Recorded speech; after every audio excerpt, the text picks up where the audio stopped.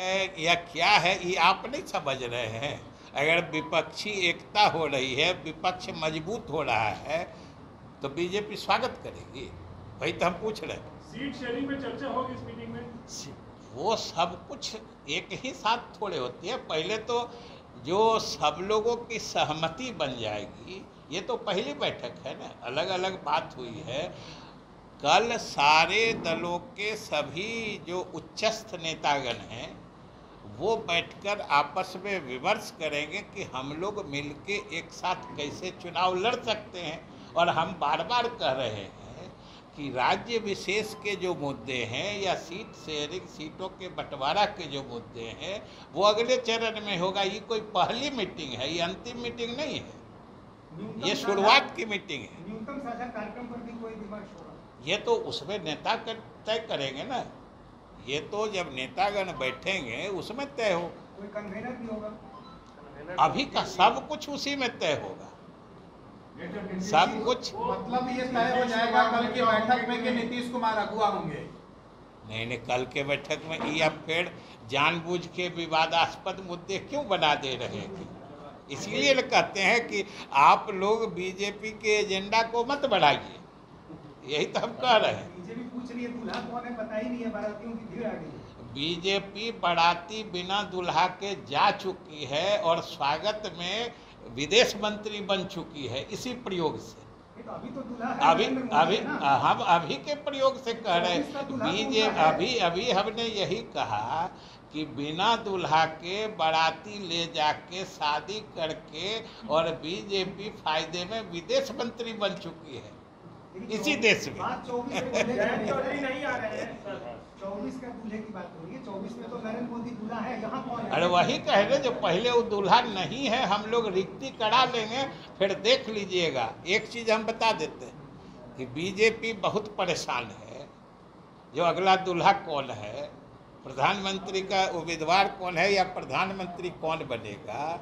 इतना हम जरूर बता देते हैं कि विपक्षी दलों में से जो भी प्रधानमंत्री बनेगा वर्तमान प्रधानमंत्री से बेहतर जरूर होगा। नीतीश कुमार उसमें से है? अब फिर देखिए, आप क्यों फिर बात पूछ के इसको विवाद की तरफ बढ़ा रहे हैं?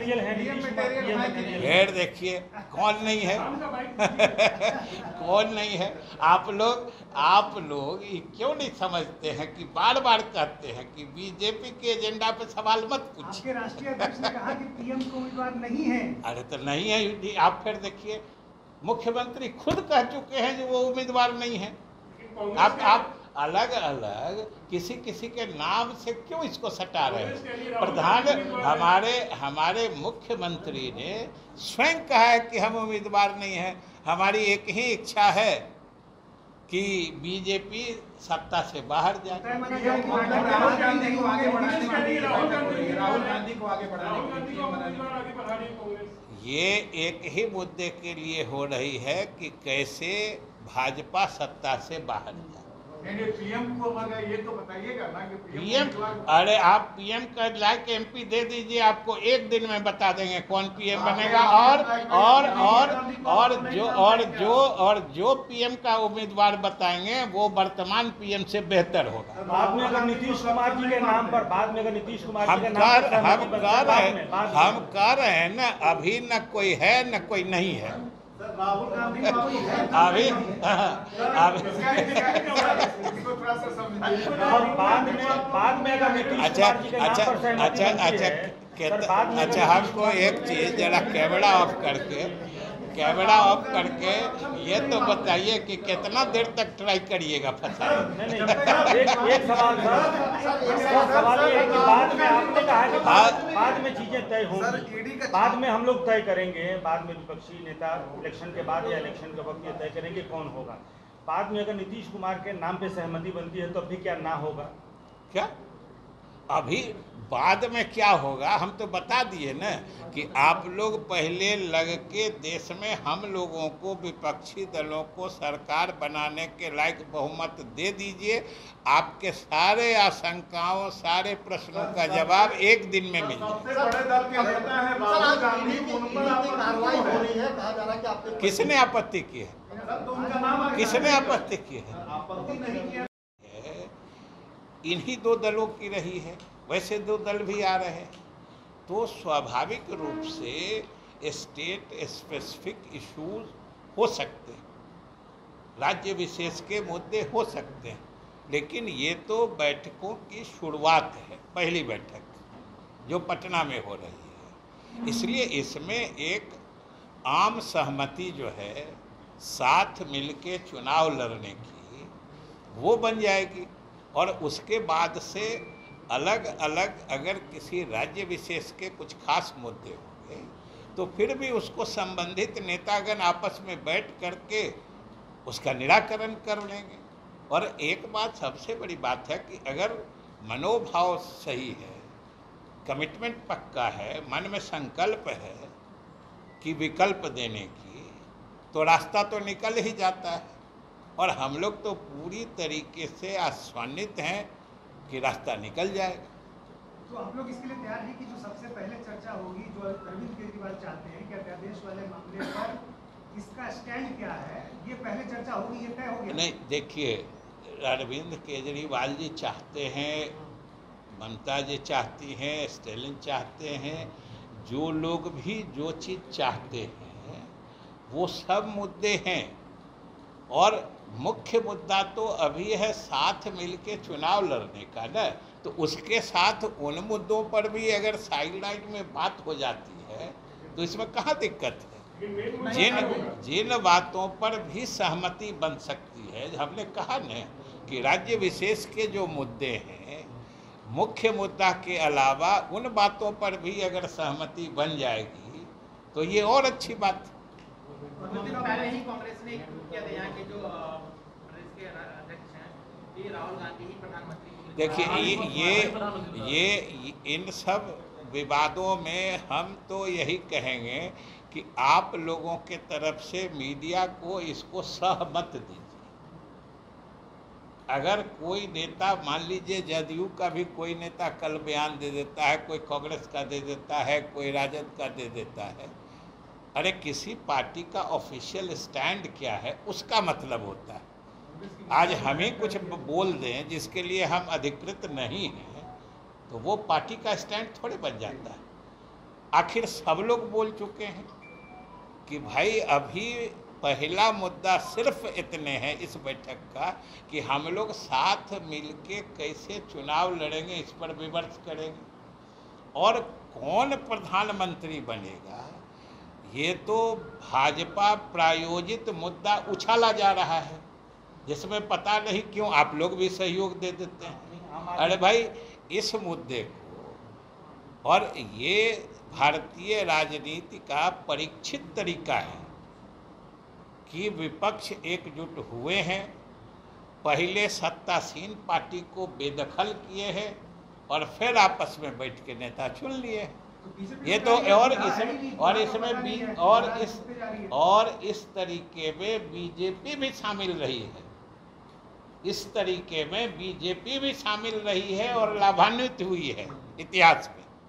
इसलिए, और सबसे बड़ी एक बात समझिए ना कि कल तक में और आज में बीजेपी के स्टैंड में फर्क देखिए ना। इसके बड़े नेताओं का जो बयान आ रहा है, कल तक कैसे कहते थे कि भाई प्रधानमंत्री पद की तो कोई वैकेंसी नहीं है, अरे कहते थे ना कोई रिक्ति नहीं है, तो ये लोग कहाँ परेशान है।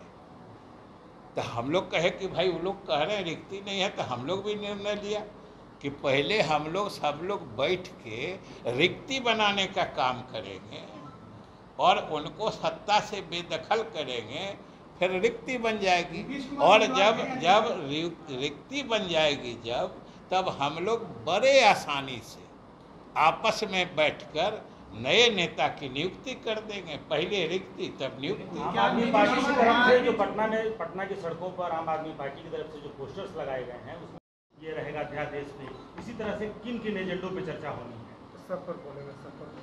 सबसे पहली बात तो ये है कि ये बिहार के लिए गौरव की बात है कि आज राष्ट्रीय स्तर पर एक वैकल्पिक सरकार बनाने के लिए देश के सारे महत्वपूर्ण नेताओं की बैठक पटना में हो रही है।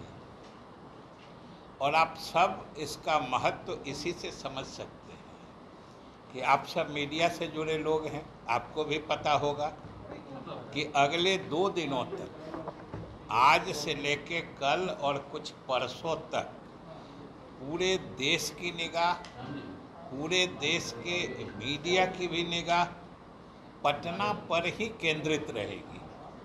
इसका महत्व तो इससे समझ सकते हैं।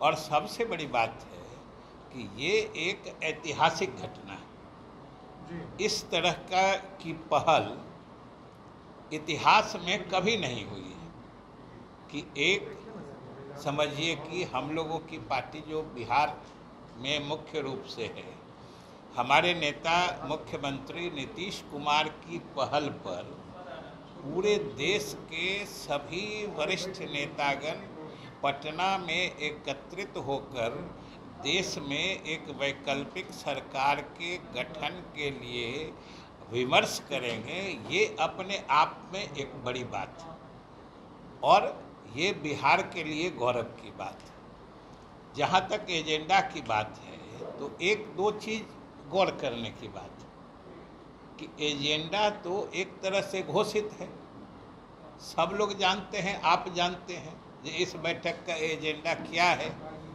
और एजेंडा सीधे है कि सब लोग विमर्श करके एक साथ एकजुट होकर भाजपा का कैसे मुकाबला करें, इस संबंध में विमर्श होगा, पहली बात। दूसरी बात कि आप ये समझिए कि जब एजेंडा घोषित है तो हर नेता के जो आ रहे हैं और आने वालों की सूची आप सबको मालूम है, सभी महत्वपूर्ण नेतागण जिनको आमंत्रित किया गया था सभी आ रहे हैं। आज से आने का सिलसिला भी प्रारंभ हो चुका है और इसमें जो नेतागण आ रहे हैं आप सब महसूस करते होंगे, पूरा देश समझ रहा होगा कि आखिर उनके दिल में भी तो ये बात है कि हम लोगों को मिल के लड़ना चाहिए, तभी तो आ रहे हैं, वरना आने का क्या औचित्य था। सबके मन में ये बात है कि हम लोगों को मिल के लड़ना चाहिए और यही उनके अंदर की भावना या उनके अंदर का जो मनोभाव है वो, उसकी बदौलत वो यहाँ आ रहे हैं। पहल नीतीश कुमार जी की है। तीसरी बात कि आज पूरे देश में एक ऐसा माहौल बन चुका है, देश की जनता भी इस बात को अच्छी तरीके से समझ चुकी है और सारे नेतागण भी आश्वस्त हो चुके हैं कि अगर सभी विपक्षी पार्टियां और इसके नेतागण अगर सब एक साथ मिल के लड़े तो भाजपा का वापस सत्ता में आना संभव नहीं है।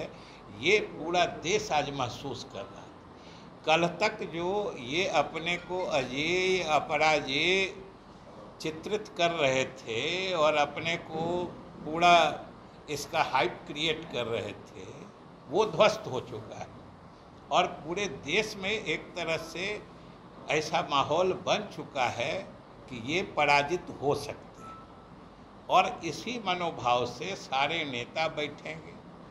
ये भी बात है, तरह तरह की बात हम मीडिया के माध्यम, आप ही लोग के माध्यम से सुनते हैं। जो कोई राज्य विशेष या जिसको स्टेट स्पेसिफिक इशूज़ की बात आती है तो ये तो स्वाभाविक है ना कि सभी दल अलग अलग हैं और ये भी जाहिर है कि इसमें से कई दल एक दूसरे के खिलाफ अलग अलग प्रदेशों में चुनाव भी लड़ते रहे हैं। समझे? आप अगर नहीं समझे तो आपके समझने वाली भाषा हम कैसे बोलेंगे?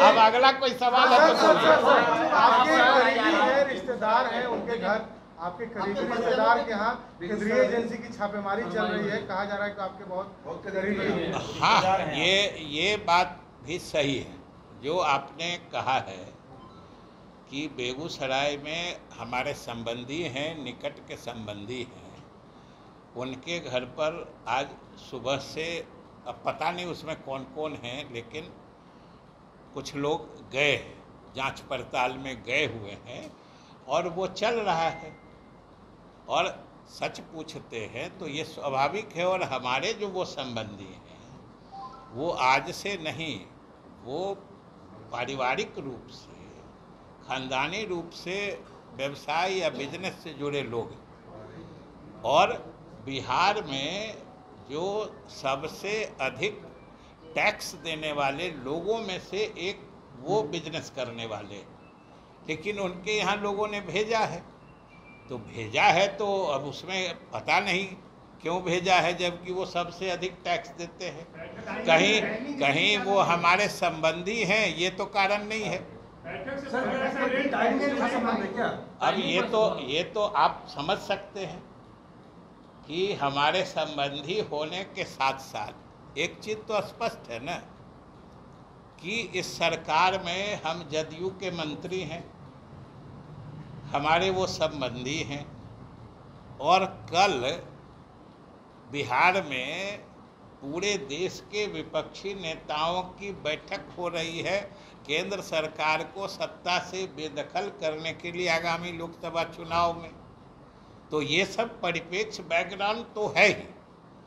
अब आगे हमसे अधिक आप अच्छे से विश्लेषण कर ले सकते हैं इस टाइमिंग का। डराने की कोशिश हो रही है जेडीयू को।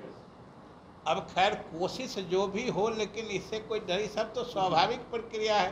अब गए हैं जांच करने, देखिए जांच करके क्या निकालता है। इसकी आंच आप तक भी आने की संभावना है? अरे आंच काहे को आएगी, वो लोग अपना आज से नहीं शुरू से बिजनेस कर रहे हैं। और आंच क्या आएगी अभी तक तो नहीं कुछ है, जब आएगी तो आंच देखा जाएगा। ये कहा जा रहा है कि टेंडर को लेकर के बिहार में कई स्तर पर गड़बड़ियाँ चलती हैं, उनको लेकर के भी कुछ चीज़ें, तो जो चीज़ें हैं वो तो लोग लगे ही हुए हैं। आखिर कहीं भी टेंडर पूल का हो, कहीं का हो, कि आखिर आरसीडी का जो पथ निर्माण विभाग है उसके तो लंबे समय तक भाजपा के ही मंत्री रहे हैं। हम नहीं समझते हैं कि मुख्यमंत्री ने कभी किसी भाजपा के पथ निर्माण मंत्री को किसी टेंडर की जांच कराने से कोई रोक लगाई थी। तो आप जब मंत्री थे आप पूरी जांच करा सकते थे, उस समय नहीं करा के अब कोई बात कहना, तो ये माने तो आप समझ सकते हैं। और कुछ की हो गया, वो आपस में सहमति बनेगी, वो आप लोगों को भी बताने का कार्यक्रम है।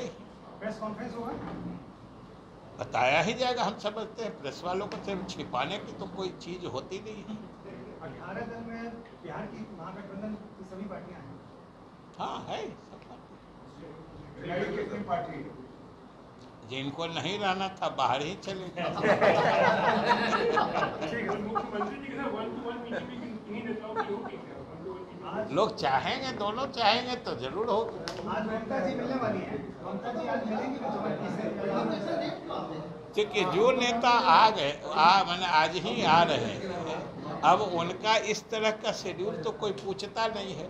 अगर उनमें से किसी को, नीतीश कुमार जी से या उनमें से किन्हीं दो को आपस में अगर दोनों को पता चल जाता है कि हम आए हुए हैं, दोनों को मिलने की बात होगी तो मिल लेंगे। इसमें ममता बनर्जी ने जो शर्त रखी है कि कांग्रेस को यदि आप सपोर्ट करोगे, सीपीएम को यदि आप सपोर्ट करोगे वेस्ट बंगाल में, तो हमसे समर्थन की उम्मीद नहीं रखना। ये भी आपके लिए एम्बैरेसमेंट है? हमारे लिए कुछ भी एम्बैरेसमेंट नहीं है। हमने पहले ही कहा है कि कुछ स्टेट स्पेसिफिक इशूज, राज्य विशेष से जुड़े मुद्दे स्वाभाविक हैं।